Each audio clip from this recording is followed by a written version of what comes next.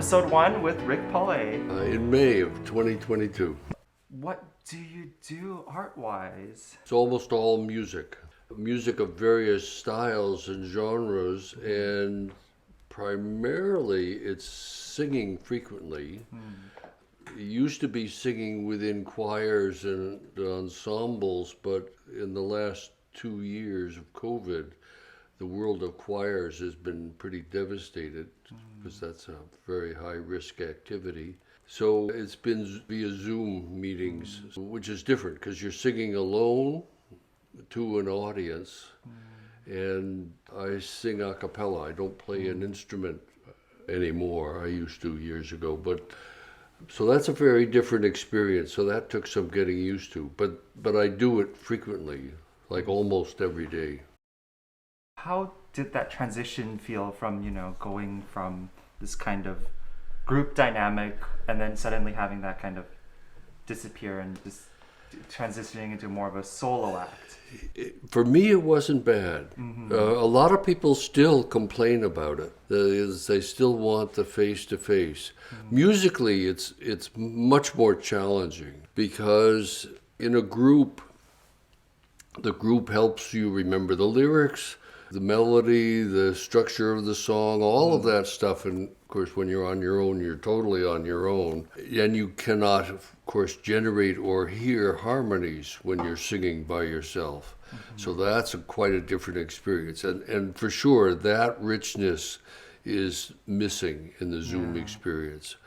And before COVID, in a real choir, or even just a small ensemble, it's a very rich experience of community because you're making something collectively that none of you can do by yourself. So that creation of harmonies, and then there's rhythmic things that happen too, but that layering of individual production to create a totality that's just, of course, much richer than anything an individual could do or even necessarily contemplate, is a delight and an experience of community as well as creativity.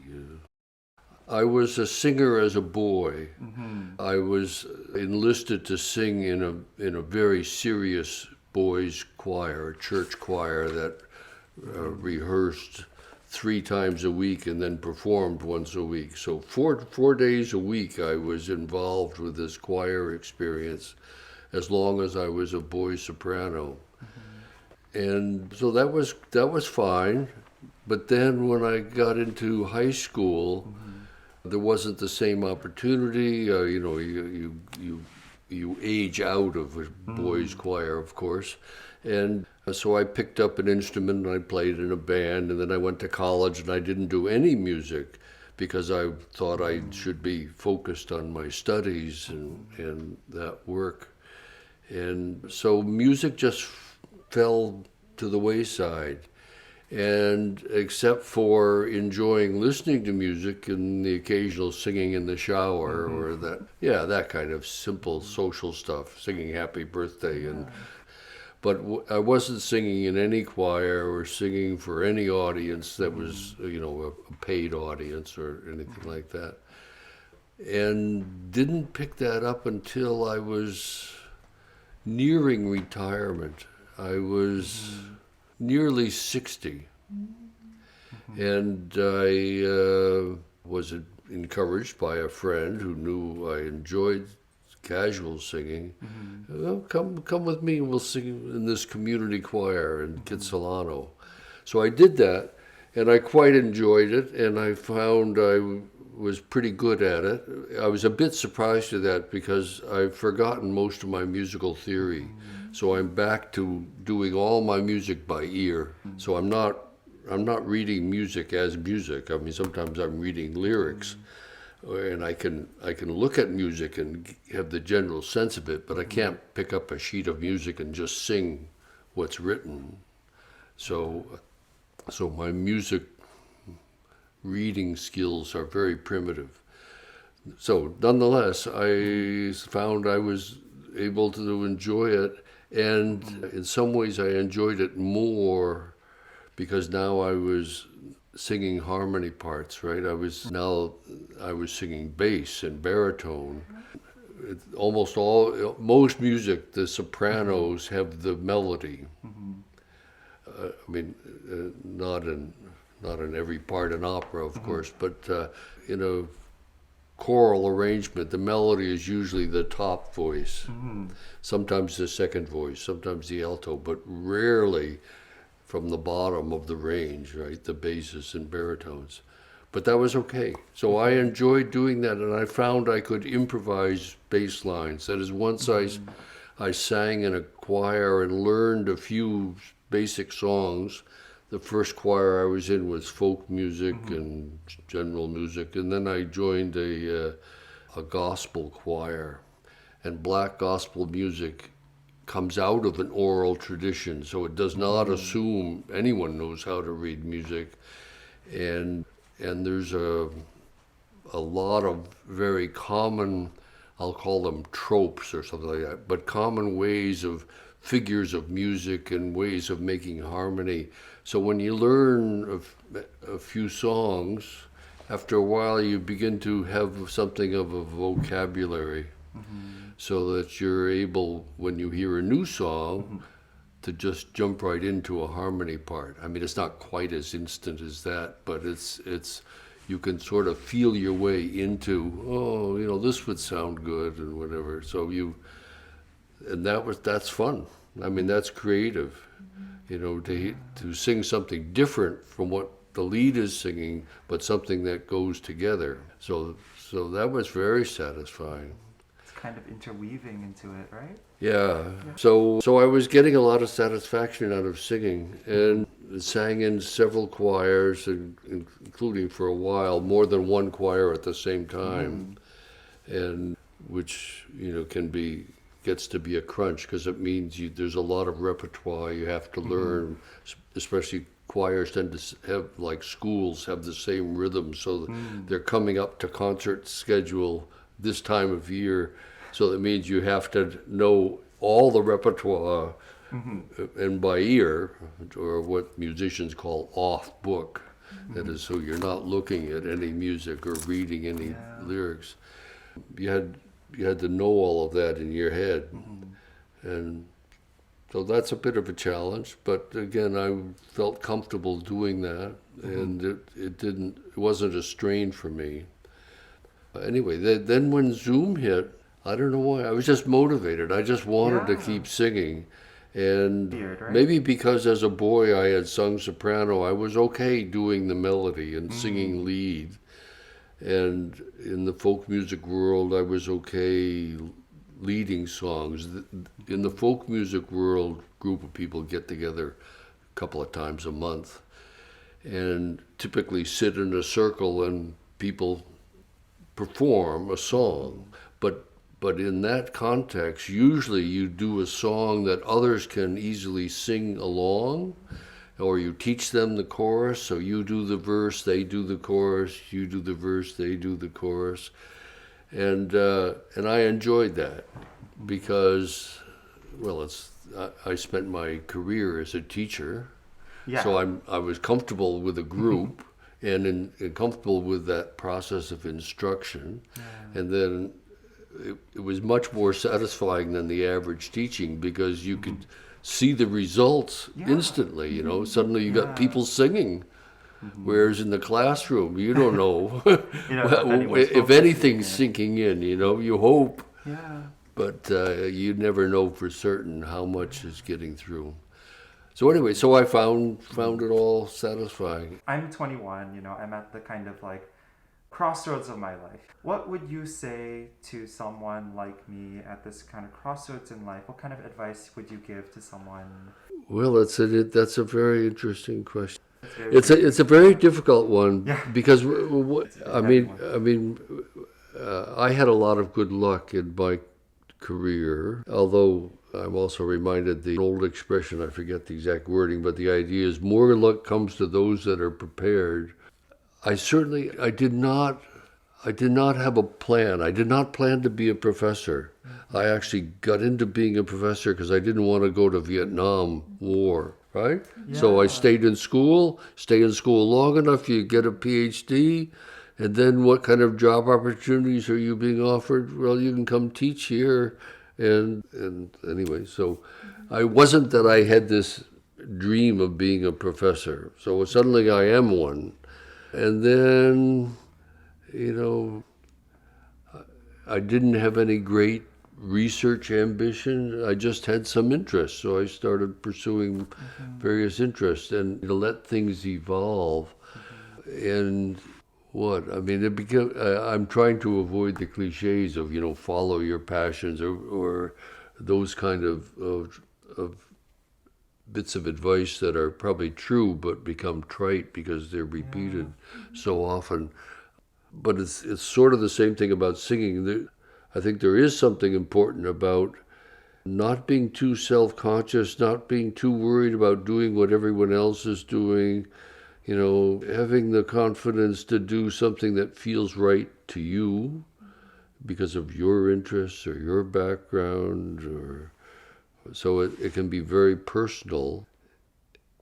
And now, that works in an academic world for sure, because in an academic world, if you are able to be productive, you get rewarded for that. So it's a world in which some level of creativity is respected. Whereas in a lot of more institutional worlds, you're kind of hemmed in by the expectations of the job definition and all that. So maybe it's a luxury of academic life that you can, be yourself, follow your own interests. But it certainly makes for a more satisfying life and career. At least it's harder to complain. You can't complain about your boss when you are your boss.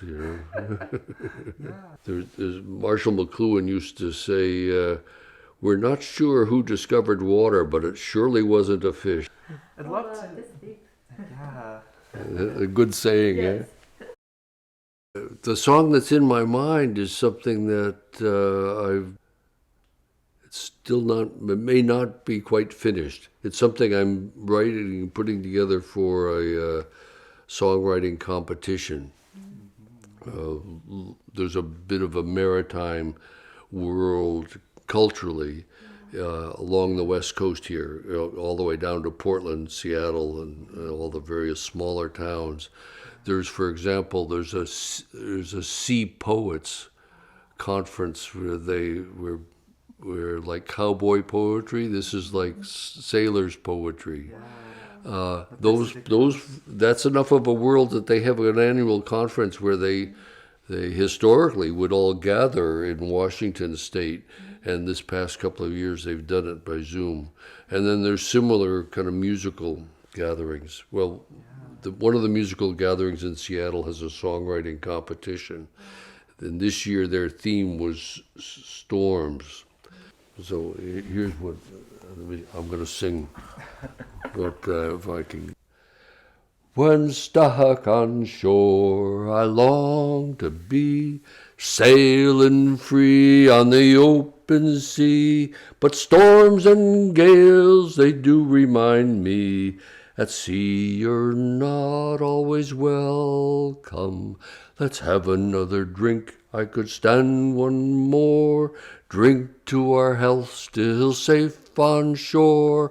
Weather warnings we may ignore, 'cause the sea's the source of our income.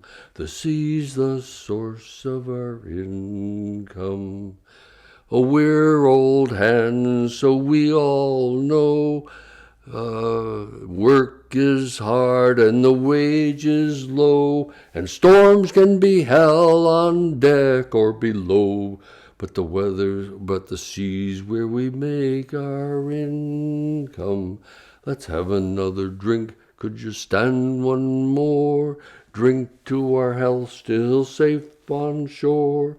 Weather warnings we may ignore, 'cause the sea's the source of our income. If you're taken ill and in fever's grip, or losing faith in a full round trip. You'd go to hell just to leave the ship. If the devil would take an old sea bum, let's have another drink, I could stand one more. Drink to our health, still safe on shore. Weather warnings we may ignore. The sea's the source of our income. So I'll leave it at that. So what I like about it, and this is sort of, is the wordage, the lyrics, the craftsmanship of writing lyrics, and because in addition to the kind of meaning of what you're writing, which has always been part of academic writing, now you've got constraints of rhythm and rhyme, and certain things are desirable in certain forms of music, like interior rhymes and interior rhythms that give the whole song a certain propulsion or a certain internal resonance, and so it's like writing with constraints, but it's satisfying when it comes together. It goes, oh, that's yeah, no problem. Let me choose a different songwriting experience. For my 80th birthday, I had which happened in 2020. Business had already started. COVID lockdown was everywhere. So I said, well, let's have a Zoom birthday party. I'll invite a bunch of people I know who are singers. They'll sing and entertain, and then we can, family that I haven't seen in ages, or high school friends and all that stuff. I can invite all these people to come watch the performance and hear the stories and so on. So I did all of that. So for that, I wanted to be able to say something about the experience of growing up in that factory town in those days. So I wrote a song. And I was aware that there was a lot of conflict between the union and the management, and then, promises that you would get more pay if you were patient. And of course, that never happened. Because the factories moved away and so on. So I wanted to write a song that was about that experience, but when I thought about it, I didn't have an explanation for why that had happened beyond the obvious. So I ended up doing it, coming up with the idea of saying, It never happened. Who is to blame? But I'll give you a small sample of that song.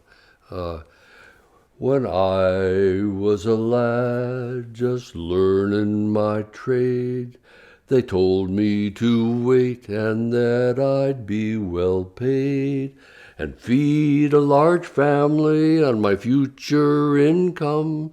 So I waited and waited for that day to come, toiled year after year, till my brain it went numb. Toiled year after year, till my brain it went numb.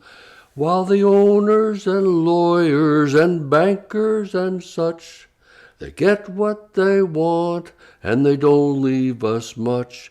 We played by their rules and stayed in their game. They promised us change, but it never came. Somebody tell me who is to blame.